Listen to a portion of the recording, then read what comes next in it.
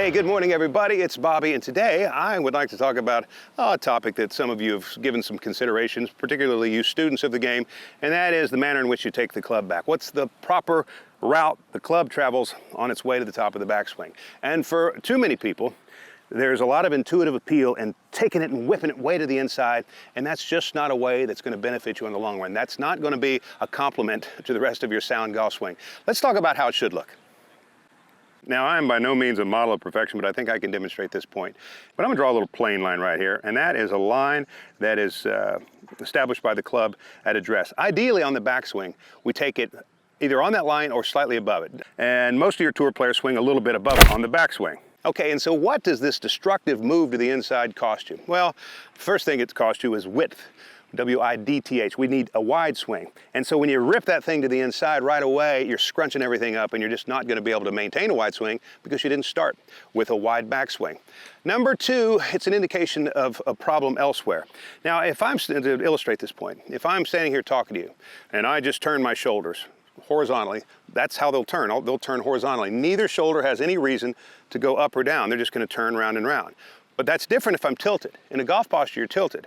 And so in a proper backswing, this left shoulder should go down to the degree that this back shoulder goes up because I'm tilted. That's not some magic move. That's just you turning in relation to your tilted spine.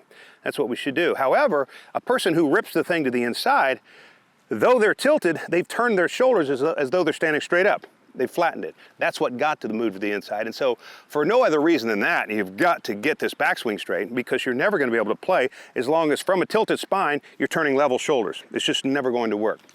Now, how do you do that? Well, therein sort of lies the cure. You've got to start thinking about the shoulders a little bit on the backswing. There are 3 points to this, and let's take them all to heart. Number one, for those of you who start with really low hands, I have never been able to get somebody away from ripping it to the inside who has low hands until I've gotten their hands up. Okay, so let's feel like those hands are a little bit up. Not all on one line. There's 2 planes here, the club plane and the arm plane. They're not on the same plane, but high hands. Tends to make it easier for people to not rip the club to the inside. Number 2, what are we doing? Well, I want this shoulder to go down. Now, if this shoulder goes down and everything sort of stays intact here, the club starts to go up, and that's what I'm looking for. It didn't get ripped to the inside. All right, so I want to feel that a little bit. The left shoulder goes down, that's what takes the club up. And then finally, number 3, it has to do with the right hand. Because when this right hand starts doing some stuff like that, the club gets ripped to the inside. Here's what I'd like you to do. Imagine I've got a brace right here, one that I bought at Home Depot that joins 2 pieces of wood. There's a brace right here. That brace prevents my wrist from breaking this way. It's going to keep it flat. And I'd like you to feel like that brace is on there until you get to horizontal. And so what am I going to do? I'm going to start with my hands kind of high. I'm going to start the swing itself with my left shoulder going down, and I want to feel like that brace stays looking at the camera until I get all the way to horizontal. Once you get up here, you can start to move things around a little bit. But hands that are high, shoulder that goes low, and a brace that continues to go back toward the camera.